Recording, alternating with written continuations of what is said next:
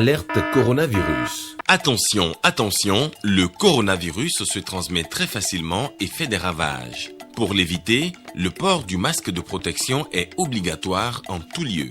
Dans l'administration publique ou privée, dans les réunions, les rencontres, dans les marchés, les magasins, les boutiques et lors des déplacements, le port du masque est obligatoire. Même dans les lieux privés, dès lors que l'on n'est pas seul, le masque doit être le fidèle compagnon. Mais attention, le port de masque de protection ne dispense nullement d'appliquer les autres mesures de prévention, notamment le lavage des mains à l'eau et au savon et l'observance de la distance de sécurité sanitaire d'au moins 1 mètre entre personnes. Enfin, s'abstenir de porter des gants en vue du lavage régulier des mains à l'eau et au savon ou de l'application de gel hydroalcoolique. Pour tout savoir sur l'épidémie du coronavirus au Bénin, rendez-vous sur le site web www.gouv.bj/coronavirus. Ceci est un message du gouvernement de la République du Bénin. Au sommaire de cette édition, le mouvement dénommé Femmes guerrières de la rupture a fait sa sortie officielle à Abomey-Calavi. Il s'est donné une émission vulgarisée auprès de la gente féminine du Bénin, la réalisation du gouvernement du président Patrice Talon. Les détails dans ce 13h. Les chantiers routiers en cours à Porte-Novo Champ, le visage de la ville capitale, celui dénommé La Rocade, vient mettre fin au calvaire des populations.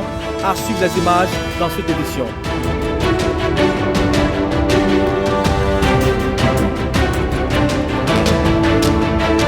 Banikwara, bientôt doté d'un centre de santé de référence, c'est une œuvre de la Fondation Claudine Talon. Le préfet de la Librairie est allé apprécier l'avancement des travaux de construction de ce joyau. Nous irons à Banikwara dans une quinzaine de minutes.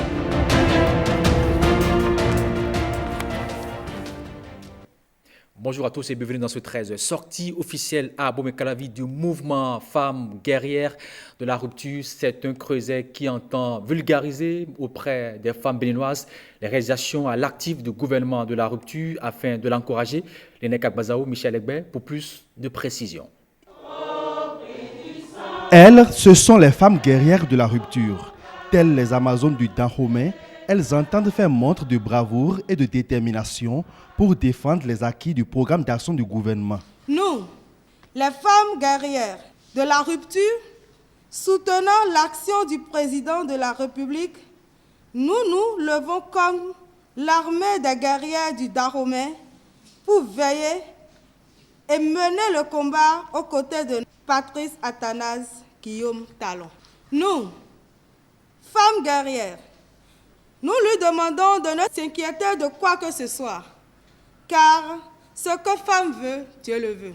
Les femmes guerrières de la rupture se sont assignées comme mission de communiquer sur toutes les réalisations de l'actuel exécutif, notamment celles en faveur des femmes béninoises, ainsi que sur les nombreuses actions menées par la Fondation Claudine Talon. L'objectif général de notre plateforme est de réunir les femmes béninoises au sein d'un creuset unique, les sensibiliser sur les nombreuses réalisations spécifiquement au profit de la gente féminine par le pouvoir de la rupture, sans balayer du revers de la main la Fondation Claudine Talon.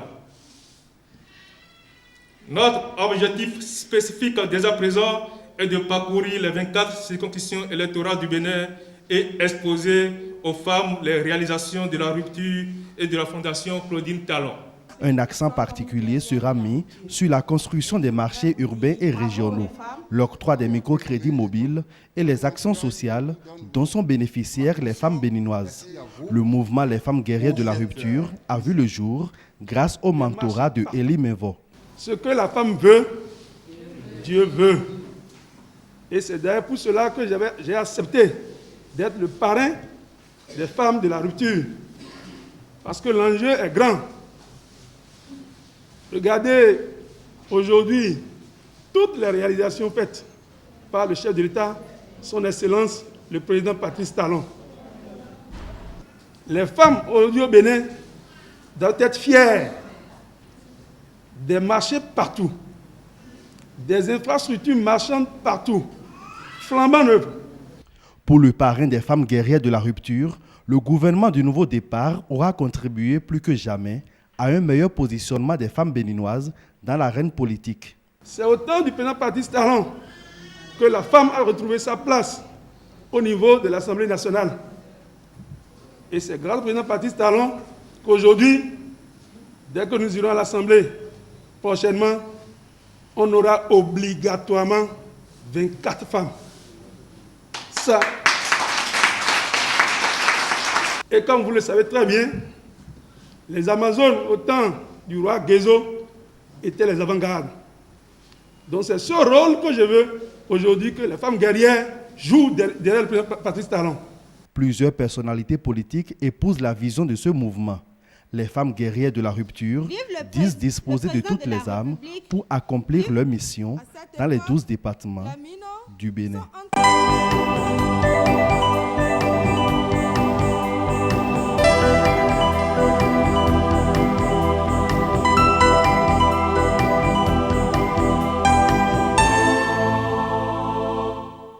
Et parlant de réalisation, plusieurs chantiers routiers sont en cours dans la capitale de notre pays, Porto Novo, afin de la faire rayonner. Nous nous intéressons aujourd'hui au chantier dénommé La Rocade qui vient mettre fin au calvaire des populations de la cité d'Ayanovi en ce qui concerne la circulation à l'intérieur de la ville. Le point avec Lénaïk Agbazaou. Cette voie en construction ceinture la capitale et est à juste titre baptisée La Rocade. Elle traverse et relie plusieurs quartiers de Porto Novo. La Rocade prend en compte un linéaire total de 6 km, en quittant le carrefour Beau-Rivage pour le boulevard du Cinquantenaire. Les travaux en cours constituent un véritable soulagement pour les populations longtemps confrontées aux difficultés de circulation dans la ville. C'était de n'importe quoi, c'était de catastrophe. Nous avons enregistré assez d'accidents de circulation ici. Il y a eu des pertes en vies humaines ici. Les gens sont tombés dans des trous, il y a des caniveaux bizarres qu'ils avaient fait. Il y a eu trop de désastres. Surtout qu'il y a des collèges dans la zone, sincèrement, les enfants ont souffert.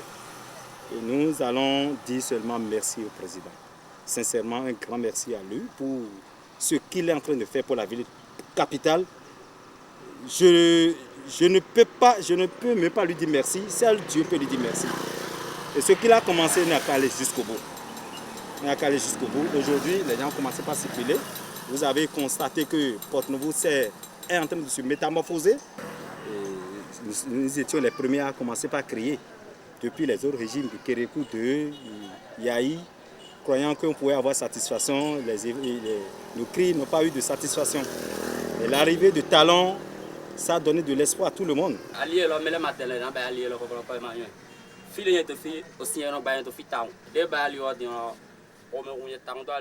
Personne ne savait que cette voie serait construite un jour. L'inondation régnait à mettre ici. Aujourd'hui, je suis content. J'ai beaucoup de clients. Des clients qui ne venaient pas avant à cause de l'état de la voie. On remercie le chef de l'État. Il travaille. Qu'il soit béni. Tout change. Arrivé ici, les gens me taquinent. Vulcanisateur, c'est une belle voie qui passe devant ton atelier. Je suis content. Avant, la voie n'était pas du tout bonne. De plus, il y avait la boue partout. Et surtout s'il pleut là, ce n'était pas du tout facile. Ce n'était pas du bonbon. Et pour aller à l'école, c'est du problème. Je remercie le président pour ses travaux. Il a débuté depuis un temps. Le président a une bonne idée pour le Bénin, pour notre pays. On le remercie infiniment. Grâce toujours au programme d'action du gouvernement, une autre voie vient en complément de la construction de la Rocade. Il s'agit de la rue des Manguiers, principale rue en face de l'Assemblée nationale. Elle a fait peau neuve, au grand bonheur des riverains. Et la voie, elle est d'une qualité rare que j'ai fait le constat moi-même parce que je vois beaucoup de voies. Et ici, en pratiquant la voie, maintenant, on roule tout simplement sans que vous voyez. Donc, franchement, moi, ça me fait plaisir. Et pour le gouvernement, je leur souhaite une bonne continuité et du courage à eux. L'image de la capitale change et c'est une voie parlementaire. Le président de l'Assemblée nationale, le porteur principal du président est là. Donc, pour que ce soit direct, c'est pas ici qu'il doit prendre. Je crois que c'est salutaire. Il faut le dire. Quand c'est bon, il faut le dire, mes chers amis.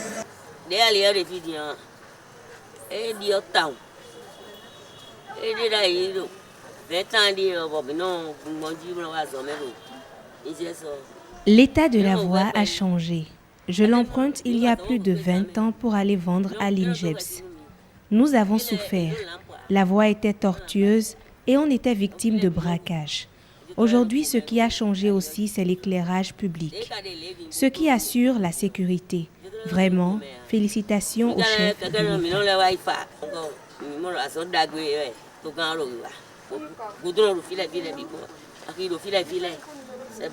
Ces différents travaux routiers confèrent progressivement à Porto Novo les attributs d'une capitale. C'est une joie pour moi de devenir maire à une époque révolutionnaire de la ville. Je le dis ainsi parce que, comme vous le voyez, depuis des lustres, Porto Novo, capitale de la République du Bénin, n'a pas la beauté qu'on est en train de lui connaître aujourd'hui.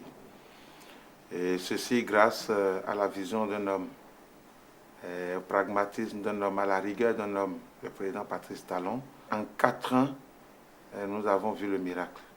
Les travaux de construction de la rocade avancent à grands pas. À l'œuvre, l'entreprise Ofmas qui a pris l'engagement de respecter le délai contractuel.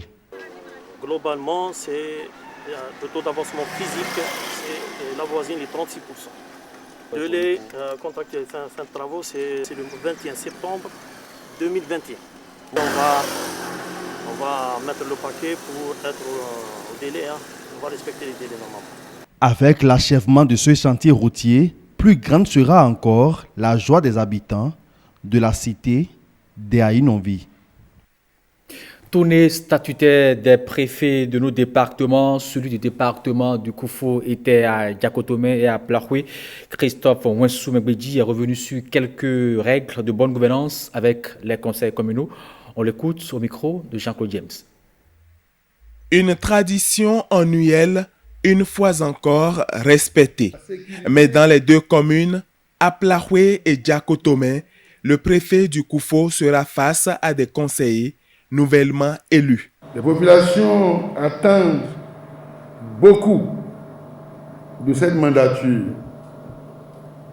C'est pourquoi je voudrais demander à tous les conseillers communaux, toutes tendances confondues, de se mettre ensemble pour la cause commune. C'est d'apporter à leurs mandants, c'est-à-dire à leur population, les services sociaux de base. Ce rendez-vous a toujours été une vraie occasion d'échange où les préoccupations liées au développement des communes sont exposées. Si à Diakotomé, un résumé des problèmes secteur par secteur a été fait dans un document remis au préfet, à Plahoué, le maire a dressé la liste à travers son discours. Il s'agit prioritairement de l'asphaltage, seconde phase pour Plahoué, chef-lieu du Koufo. La réouverture proprement dite du centre universitaire d'Aplahoué. La réouverture de la douane de Roussahoué. Le bitumage de la voie Aplahoué à Tomé à Godogoué. Le bitumage de la voie Azové, Ouégamé, Kouédopi, Koulékamé. La construction de la route Azové-Dobo en double voie. Christophe Ouensou-Megbedji continue son périple dans le Koufo et après ces deux communes, encore 4 mairies vont l'accueillir dans le cadre de cette tournée statutaire.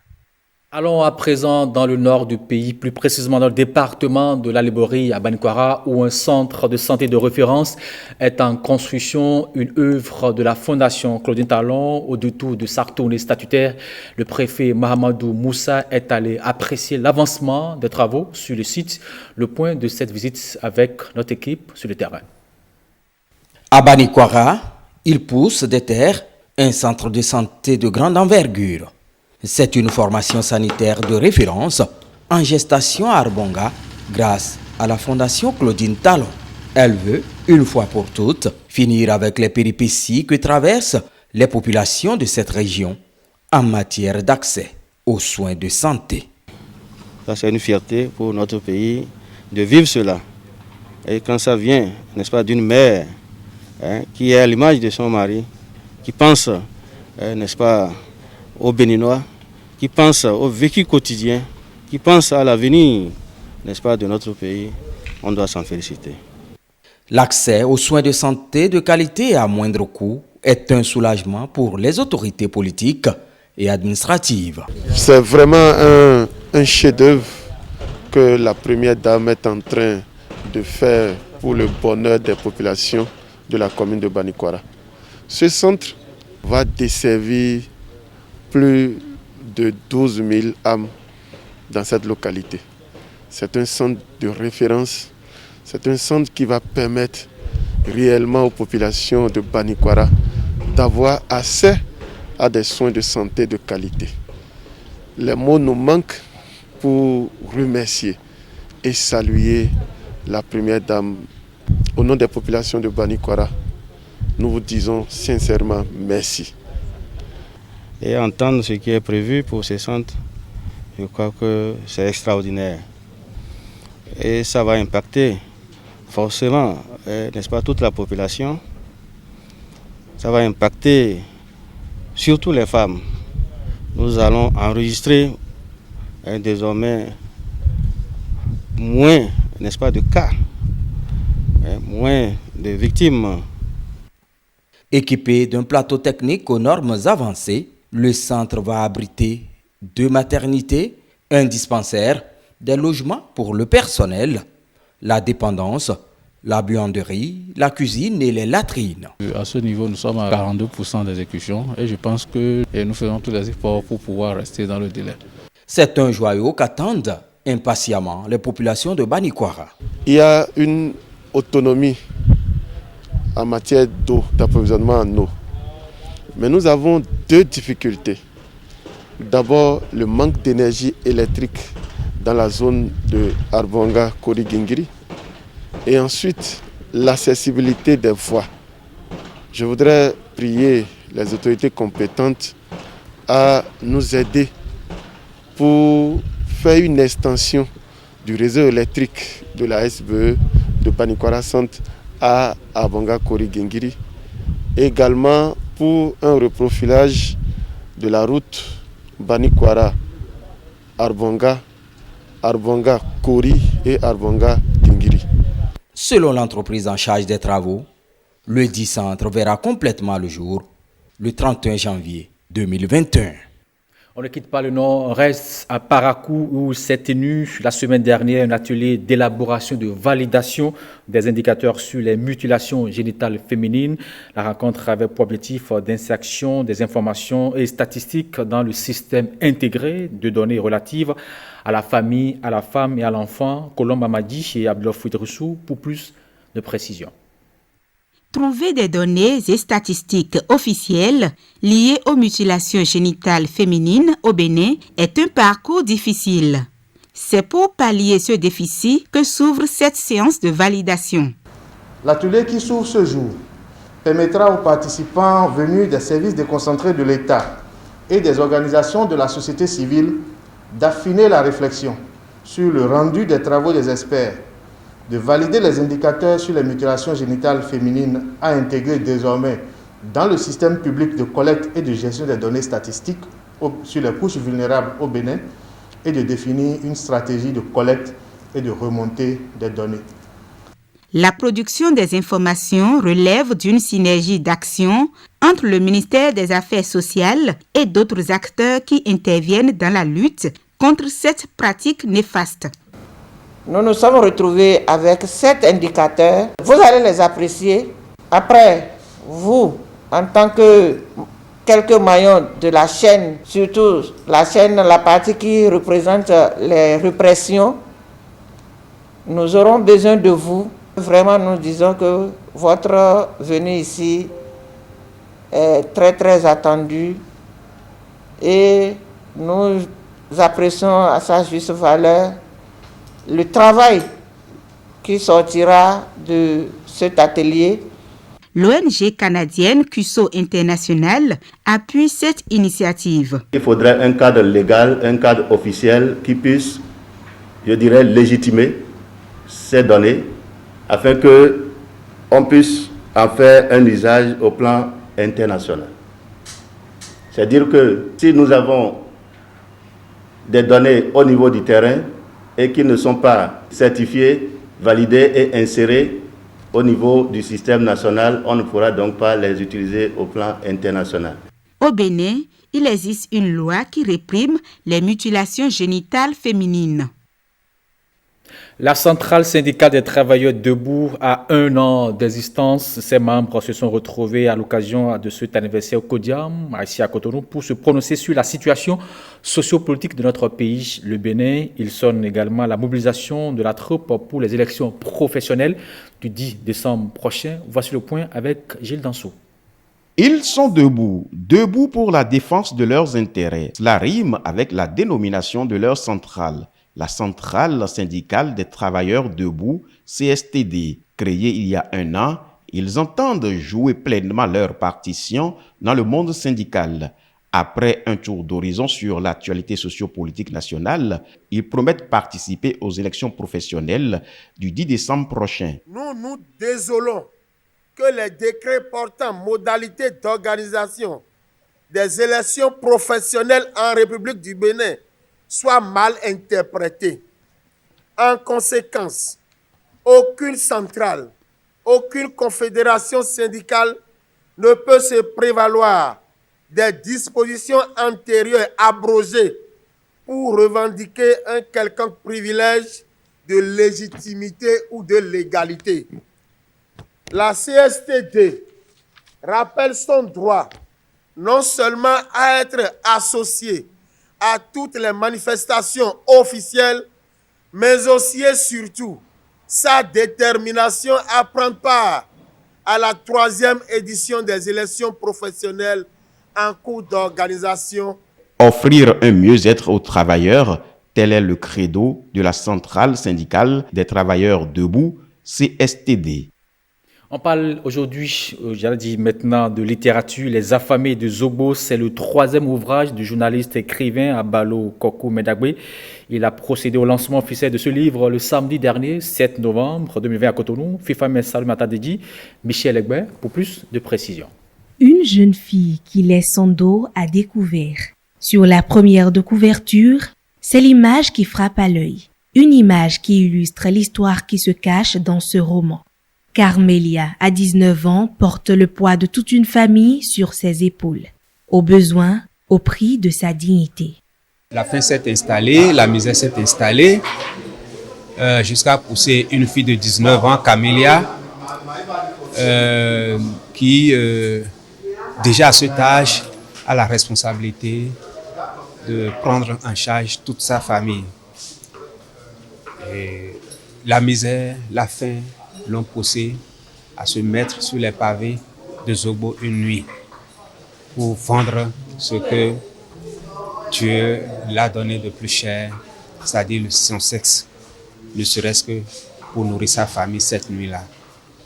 L'histoire de Carmélia est inspirée de faits réels. C'est l'histoire d'une fille que j'ai rencontrée comme ça et qui m'a narré sa vie, son vécu. Et elle provient de ce quartier de Zogbo.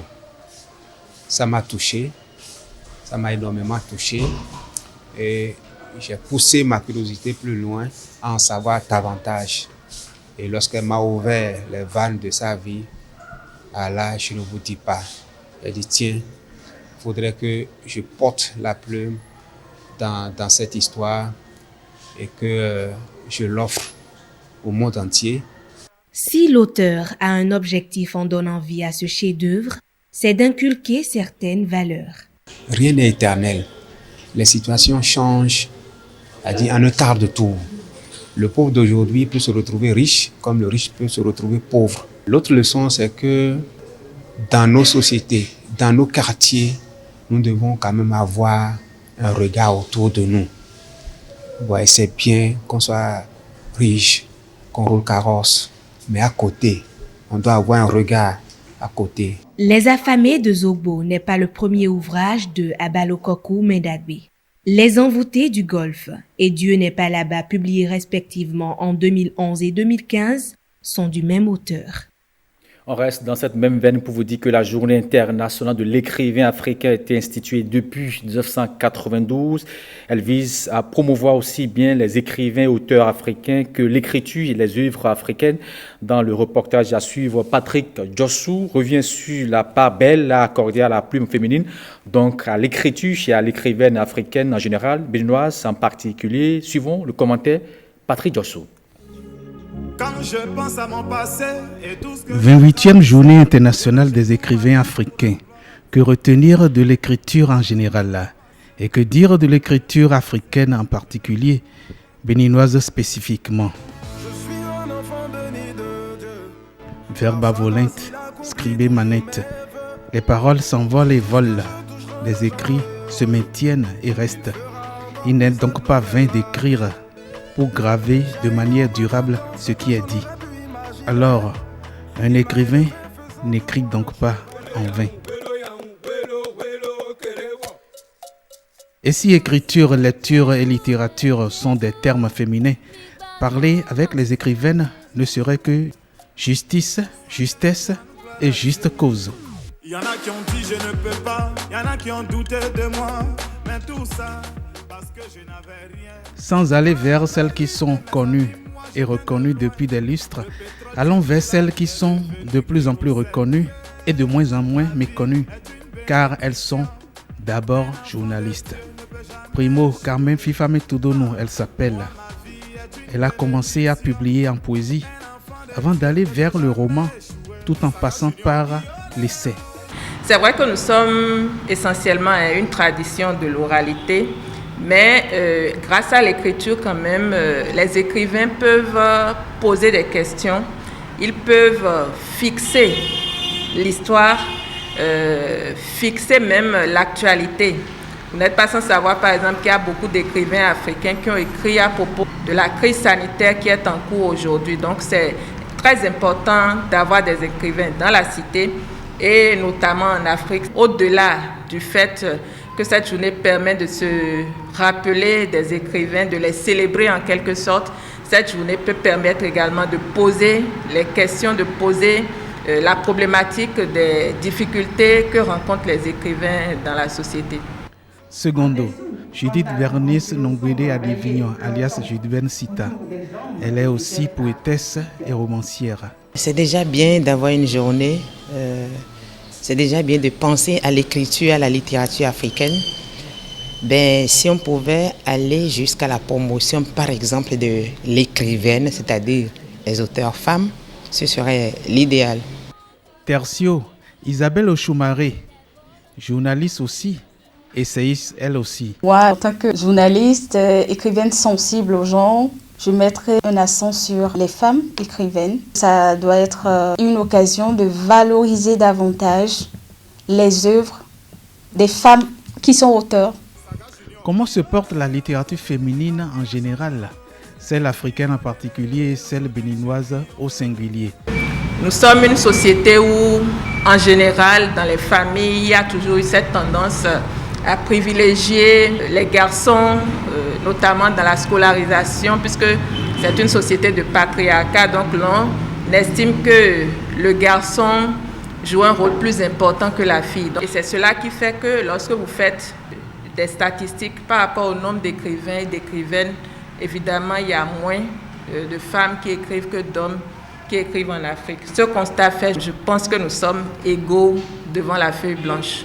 Nous qui nous essayons en tant que femmes à l'écriture, nous devons essayer quand même de faire le bilan, de se projeter dans l'avenir et de voir également ce qu'on peut faire pour que nos jeunes sœurs s'intéressent davantage à l'écriture. Déjà, savoir ou essayer de bien écrire, d'épater la jeunesse, la couche montante, de les séduire par tout ce que nous écrivons, d'aborder des sujets d'actualité par exemple, afin qu'ils puissent se dire « Tiens, il faudrait qu'on suive les pas de nos aînés dames ». Outil de valorisation de l'écriture féminine, le concept Miss Littérature. L'idée ici avec Miss Littérature, c'est de former la relève littéraire féminine. Pour cette 28e journée internationale de l'écrivain africain, les femmes écrivaines, respectées et honorées soient-elles. Messi.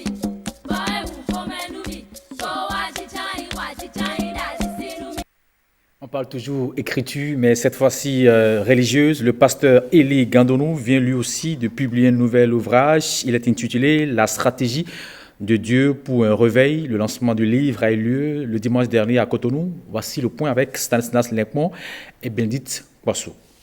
Un livre rédigé en 11 leçons étalé sur 181 pages. L'auteur dévoile dans l'ouvrage les conduites à tenir pour gravir les échelons de la foi et réussir sa vie spirituelle et physique. Il y expose aussi les pièges de l'Antichrist. Nous avons besoin des moyens sur le plan spirituel. C'est dans ces choses-là que nous serons pour pouvoir vraiment diriger l'Église et apporter ce réveil dont il est question. Ici, à l'Église évangélique des Assemblées de Dieu, Temple Moridia de Fidjurosé, il présente son chef-d'œuvre à ses frères en Christ.